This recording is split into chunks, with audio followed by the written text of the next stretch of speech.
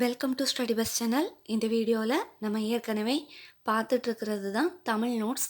அதாவது புதுசாக பார்க்குறவங்களுக்காக சொல்கிறேன். டிஆர்பிஎஸ்சிடி exam, group 4 exam, group 1, group 2 இந்த மாதிரி போட்டித் தேர்வுகளுக்கு படிக்கிறவங்களுக்கு நம்ம சேனலில் இருந்து அப்லோட் பண்ணுற வீடியோஸ் ரொம்பவே யூஸ்ஃபுல்லாக இருக்கும். பார்க்கலாம். இப்போது நம்ம தமிழ் நோட்ஸ்லாம் பார்க்கலாம். ரொம்பவே முக்கியமான கொஸ்டின்ஸ் தான்.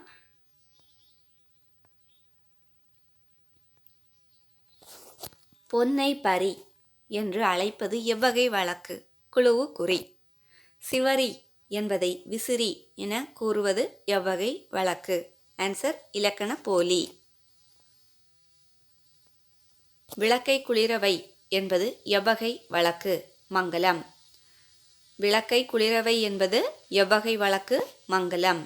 கால் கழுவி வந்தான் என்பது எவ்வகை வழக்கு? இடக்கரடக்கல். கால் கழுவி வந்தான் என்பது எவ்வகை வழக்கு? இடக்கரடக்கல். அடுத்து பாருங்க, மரபு சொற்கள் பார்க்கலாம்.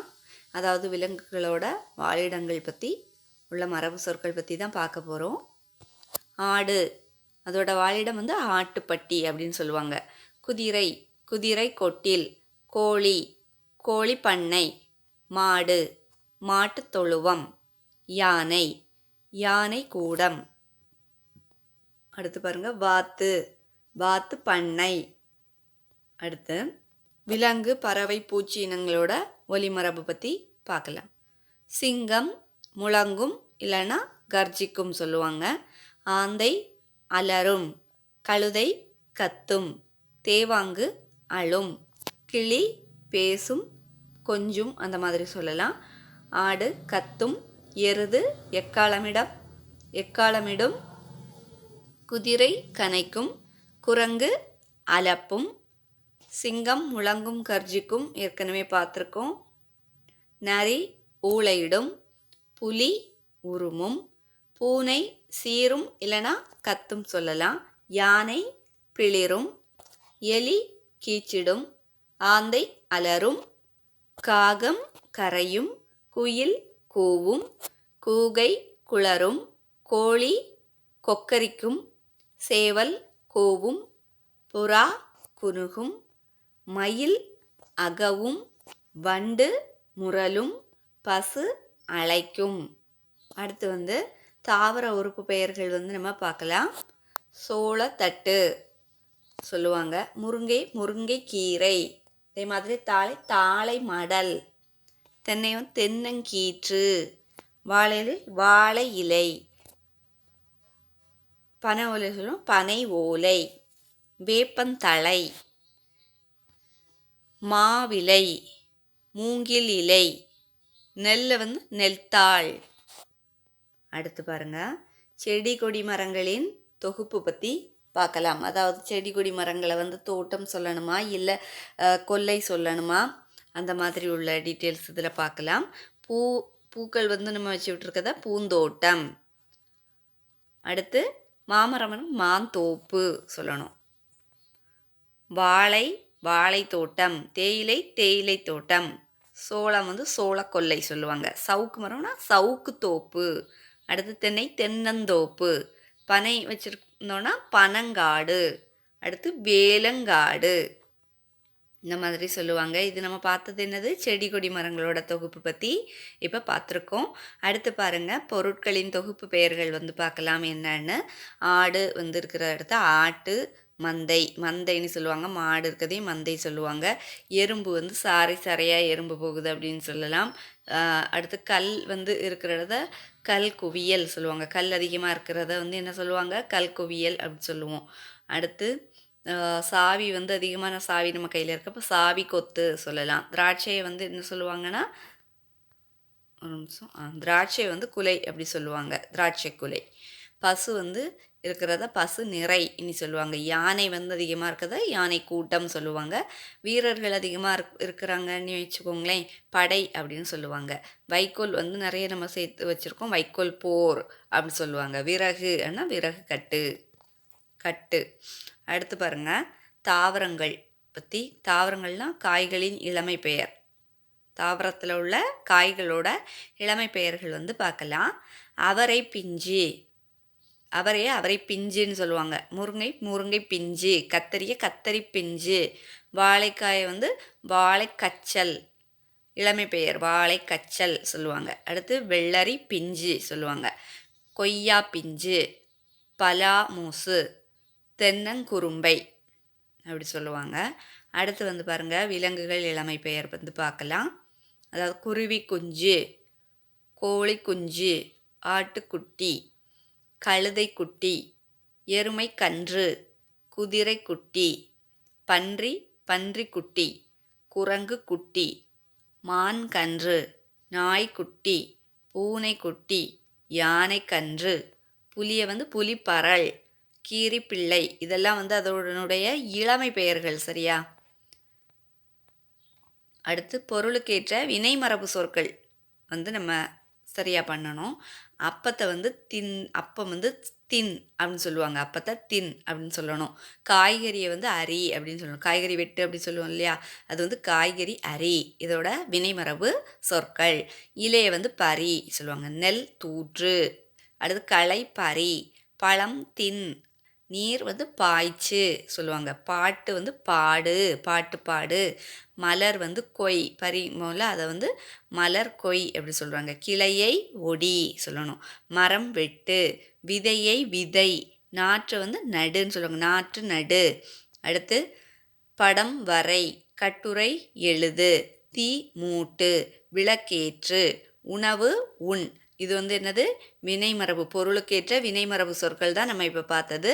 அடுத்து பாருங்கள், இந்திய விடுதலை போரில் தமிழக பெண்களின் பங்கு, அதாவது வேலு நாச்சியார் பற்றி பார்க்கலாம். இந்த வீடியோஸில் வந்து எல்லாமே ரொம்பவே முக்கியமான கொஸ்டின்ஸ், உங்களுக்கு கொஞ்சம் வந்து ரிவிஷன் பண்ண மாதிரியும் இருக்கும், கொஞ்சம் நீங்கள் தெரிஞ்சுக்கலாம். அடுத்து பாருங்கள், வேலு நாச்சியார் பெற்றோர் யார்? செல்லமுத்து சேதுபதி, தாய் வந்து முத்தாத்தாள் நாச்சியார் அப்படின்னு சொல்லுவாங்க. அதாவது அவங்க தாயோட பேர் இப்படியும் சொல்லலாம், இன்னொரு பேர்லையும் சொல்லலாம். சக்கந்தி முத்தாத்தாள் என்றும் அழைக்கப்படுகிறார். வேலு நாச்சியாருடைய தாயார் பெயர் வந்து சக்கந்தி முத்தாத்தாள் என்றும் அழைக்கப்படுகிறார். முத்தாத்தாள் நாச்சியார் அப்படின்னு சொல்லியும் அழைக்கப்படுது. தெரிஞ்சு வச்சுக்கோங்க. அடுத்து பாருங்க, வேலு நாச்சியார் பிறந்த ஊர் மற்றும் ஆண்டு. வேலு நாச்சியார் பிறந்த ஊர் ராமநாதபுரம். ஆண்டு கிபி 1730. வேலு நாச்சியார் பிறந்த ஊர் ராமநாதபுரம். ஆண்டு கிபி 1730. வேலு நாச்சியார் கணவர் பெயர் என்ன? சிவகங்கை மன்னர் முத்துவடுகநாதர். வேலு நாச்சியார் கணவர் பெயர் சிவகங்கை மன்னர் முத்துவடுகநாதர். ஜஸ்ட் 2 டைம்ஸ் ரீட் பண்ணுறது உங்களுக்கு கொஞ்சம் மனசில் இருக்கும் இல்லையா, கேட்க அதுக்காக தான். சிவகங்கை மீது ஆங்கிலேயர் படையெடுத்த ஆண்டு எது? 1772. சிவகங்கை மீது ஆங்கிலேயர் படையெடுத்த ஆண்டு எது? 1772. அடுத்து, வேலு நாச்சியாருக்கு உதவி புரிந்த மன்னர் யார்? மைசூர் மன்னர் ஐதர் அலி. வேலு நாச்சியாருக்கு உதவி புரிந்த மன்னர் பெயர் யார்? மைசூர் மன்னர் ஐதர் அலி. அடுத்து, வேலு நாச்சியார் சிவகங்கையை எந்த ஆண்டு ஆங்கிலேயரை எதிர்த்து வென்றார்? 1780 வென்றார். வேலு நாச்சியார் சிவகங்கையை எந்த ஆண்டு வென்றார்? 1780 வேலு நாச்சியார் சிவகங்கையை ஆங்கிலேயரை எதிர்த்து வென்றார். 111வது கொஸ்டின் பாருங்க. அஞ்சலை அம்மாள் பிறந்த ஊர் கடலூர். அவங்க பிறந்த ஆண்டு என்னன்னு பார்த்தீங்கன்னா 1890. அதாவது அஞ்சலை அம்மாள் பிறந்த ஊர் மற்றும் ஆண்டு எதுன்னு கேட்டிருக்காங்க. அஞ்சலை அம்மாள் பிறந்த ஊர் கடலூரில் முதுநகர் அப்படின்னு சொல்லக்கூடிய இடத்துல 1890 பிறந்திருக்காங்க. அடுத்து வந்து பாருங்கள், 112வது கொஸ்டின். தென்னாட்டின் ஜான்சி ராணி என்று அழைக்கப்பட்டவர் யார்? அவ்வாறு அவரை அழைத்தவர் யார்? தென்னாட்டின் ஜான்சி ராணி என்று அழைக்கப்பட்டவர் அஞ்சலை அம்மாள். அஞ்சலை அம்மாள் அப்படி அழைத்தது யாருன்னு சொல்லி பார்த்தீங்கன்னா காந்தியடிகள் அப்படி அழைச்சிருக்காங்க. தென்னாட்டின் ஜான்சி ராணி என்று அழைக்கப்பட்டவர் யார்? அஞ்சலை அம்மாள். அவரை அப்படி அழைத்தவர் யார்? காந்தியடிகள். 113வது கொஸ்டின் பார்க்கலாம். அஞ்சலை அம்மாளின் மகள் அம்மா கண்ணுவை லீலாவதி என்று பெயர் சூட்டி படிக்க வைத்தவர் யார்? காந்தியடிகள். அஞ்சலை அம்மாளின் மகள் அம்மா கண்ணுவை லீலாவதி என்று பெயர் சூட்டி படிக்க வைத்தவர் காந்தியடிகள். 114வது கொஸ்டின், அம்புஜத்தம்மாள் பிறந்த ஆண்டு எது? 1899 அம்புஜத்தம்மாள் பிறந்திருக்காங்க. ஜனவரி மாதம் 8ஆம் தேதி. சரியா? அடுத்து, சீனிவாச காந்தி நிலையத்தை நிறுவியவர் யார்? அம்புஜத்தம்மாள். சீனிவாச காந்தி நிலையத்தை நிறுவியவர் அம்புஜத்தம்மாள். அடுத்து, காந்தியடிகளால் தத்தெடுக்கப்பட்ட மகள் என்று அழைக்கப்பட்டவர் யார்? அம்புஜத்தம்மாள். காந்தியடிகளால் தத்தெடுக்கப்பட்ட மகள் என்று அழைக்கப்பட்டவர் யார்? அம்புஜத்தம்மாள். அடுத்து, அம்புஜத்தம்மாள் எழுதிய நூல் எது? அதற்கு எந்த ஆண்டு என்ன விருது கிடைத்தது? அதாவது அம்புஜத்தம்மாள் எழுதிய நூல் நான் கண்ட பாரதம். அவர் வாங்கிய விருது என்னன்னா தாமரை தெரு, அப்படின்னா பத்மஸ்ரீ விருது வாங்கியிருக்காங்க. அந்த பத்மஸ்ரீ விருது அவங்களுக்கு எந்த ஆண்டு கிடைத்தது? 1964ஆம் ஆண்டு கிடைச்சிருக்கு. அகைன் ஒன்ஸ் ரீட் பண்ணுறேன். அம்புஜத்தம்மாள் எழுதிய நூல் எது? அதற்கு எந்த ஆண்டு என்ன விருது கிடைத்தது? அம்புஜத்தம்மாள் எழுதிய நூல் நான் கண்ட பாரதம். அந்த நான் கண்ட பாரதமுக்கு கிடைத்த விருது என்னது?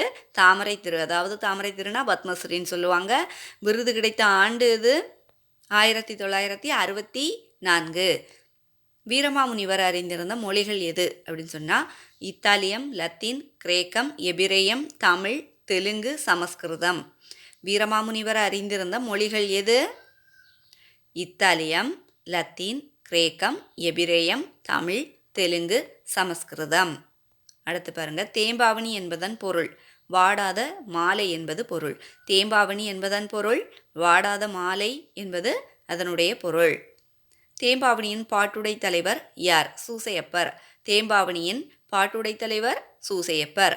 தேம்பாவணி காண்டங்கள் எத்தனைன்னா 3 காண்டங்கள். தேம்பாவணி காண்டங்கள் எத்தனை? 3 காண்டங்கள். தேம்பாவணி படலங்கள் 36. தேம்பாவணியில் உள்ள படலங்கள் எத்தனை? 36. தேம்பாவணி பாடல்கள் மொத்தம் எத்தனை? 3615.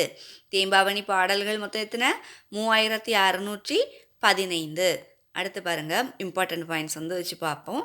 தமிழ் இலக்கியத்தின்படி உயிரினங்கள் அவற்றின் அறிவு திறனை பொறுத்து ஓரறிவு முதல் 6 அறிவு வரை வகைப்படுத்தப்படுகின்றன. ஜஸ்ட் இது தெரிஞ்சு வச்சுக்கோங்க. ஓரறிவு அப்படின்னா தாவரங்கள். ஈரறிவு அப்படின்னு சொல்லி பார்த்தீங்கன்னா நத்தை, சங்கு. அடுத்து 3 அறிவு அப்படின்னு சொல்லி பார்த்தீங்கன்னா எறும்பு, அட்டை. 4 அறிவுக்கு நண்டு, தும்பி சொல்லுவாங்க. 5 அறிவுக்கு விலங்குகள், பறவைகள் சொல்லுவாங்க. மற்றும் 6 அறிவு யாரு? மனிதர்கள் என பிரிக்கப்படுகின்றன. ஒவ்வொரு நிலையும் கூடுதல் புலன்களையும் மனத்தையும் குறிக்கிறது. அடுத்து பாருங்க, உயிரினங்களின் அறிவு நிலையை பற்றி பார்க்கலாம். ஓரறிவு அப்படின்னு சொல்கிறது உற்றறிதல் குறிக்கும். உற்றறிதல்னா தொடு உணர்வு மட்டும் உள்ளதை குறிக்கக்கூடியது தான். அது யாரு அப்படின்னு சொல்லி பார்த்தோம்னா மரம், செடி, கொடி, புல். புரிஞ்சுதா? ஒன்ஸ் அகைன் ரீட் பண்ணணுமா இல்லை கமெண்டில் சொல்லுங்கள். சரியா? உயிரினங்களின் அறிவு நிலை பற்றி தான் இதில் பார்க்க போகிறோம். ஓரறிவு அப்படின்னு சொன்னால் என்ன அர்த்தம்? உற்றறிதல். உற்றறிதல்னால் என்ன? தொடு உணர்வு மட்டுமே இருக்கக்கூடியதை தான் உற்றறிதல் அப்படின்னு சொல்கிறோம். அந்த உற்றறிதலுக்கு எடுத்துக்காட்டாக யாரெல்லாம் இருக்காங்க? மரம், செடி, கொடி, புல் இதெல்லாம் இருக்குது. சரியா? இனி மறக்காது. ஜஸ்ட் நம்ம இப்போ பார்த்துருக்கோன்னா அகெயின் எக்ஸாமுக்கு கேட்டாங்கன்னா மறக்காது. அடுத்து பாருங்கள், ஈரறிவு அப்படின்னு சொன்னால் எதெல்லாம்? உற்றறிதல் ப்ளஸ் சுவைத்தல். அதாவது தொடு உணர்வு மற்றும் நாக்கின் சுவை உணர்வு. இதை தெரிஞ்சதை தான் ஈரறிவு. அதாவது உற்றறிதல் ப்ளஸ் சுவைத்தல் சொல்கிறாங்க. உதாரணம் எதெல்லாம்னா ஈரறிவுக்கு உதாரணம் நத்தை, சங்கு, புழு. அடுத்து பாருங்க, மூவறிவு. உற்றறிதல் ப்ளஸ் சுவைத்தல், நுகர்தல். மூவறிவுக்கு தொடு உணர்வு, சுவை, அதுக்கப்புறம் மோப்ப உணர்வும் இருக்கக்கூடியதை தான் என்ன சொல்கிறாங்க? மூவறிவு அப்படின்னு சொல்கிறாங்க. அது மூவறிவு இருப்பது யாருக்கெல்லாம்னு பார்க்கலாம். எறும்பு, கரையான், அட்டை, மூட்டைப்பூச்சி. இதற்கெல்லாம் என்ன உணர்வு இருக்குது? தொடு உணர்வு இருக்கிறது, சுவை உணர்வு இருக்குது, மோப்ப உணர்வு எல்லாம் இருக்குது. எதுக்கு இருக்குது? எறும்பு, கரையான், அட்டை, மூட்டைப்பூச்சி இது எல்லாத்துக்கும்.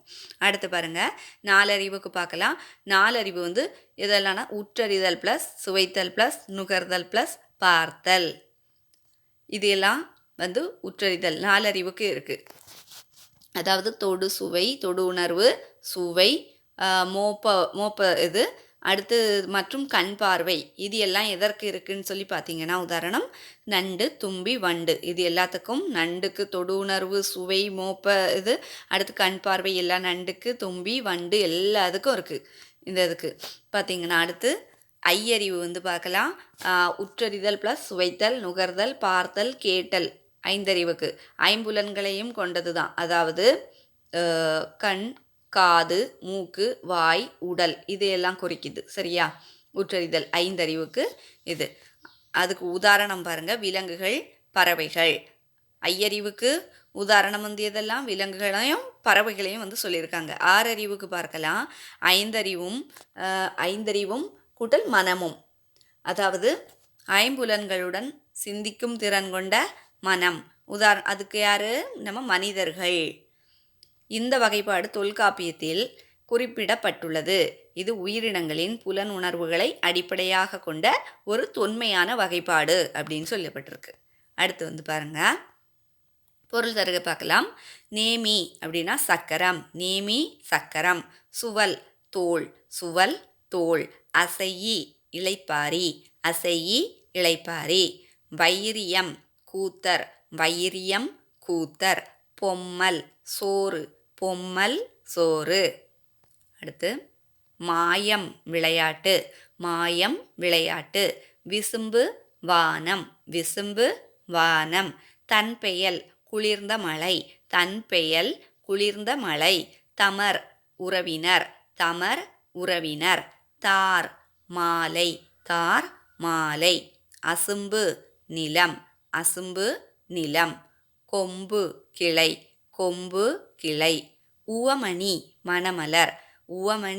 மணமலர் இப்போ நம்ம இந்த வீடியோவில் நம்ம கொஞ்சம் ஒரு 136 பார்த்துருக்கோம் எக்ஸ்ட்ரா உள்ள வந்து நம்ம இம்பார்ட்டன்ட் பாயிண்ட்ஸ் எல்லாமே வந்து பார்த்துருக்கோம் இந்த வீடியோ வந்து உங்களுக்கு ரொம்பவே யூஸ்ஃபுல்லாக இருந்துச்சுன்னா நம்ம ஸ்டடி பஸ் சேனலை என்ன பண்ணுறீங்கன்னா சப்ஸ்கிரைப் பண்ணிவிட்டு பக்கத்தில் இருக்கிற பெல் பட்டனை நீங்கள் கிளிக் பண்ணிடுங்க அப்போ தான் நான் அப்லோட் பண்ணுற வீடியோ எல்லாம் உங்களுக்கு உடனுக்குடன் நோட்டிஃபிகேஷனாக வந்து சேரும் அது மட்டும் இல்லை இதே மாதிரி எக்ஸாமுக்காக ப்ரிப்பேர் பண்ணிகிட்டு இருக்கிறவங்களுக்கு நம்மளுடைய இந்த வீடியோவை ஷேர் பண்ணி விட்டுருங்க தேங்க்ஸ் ஃபார் வாட்சிங்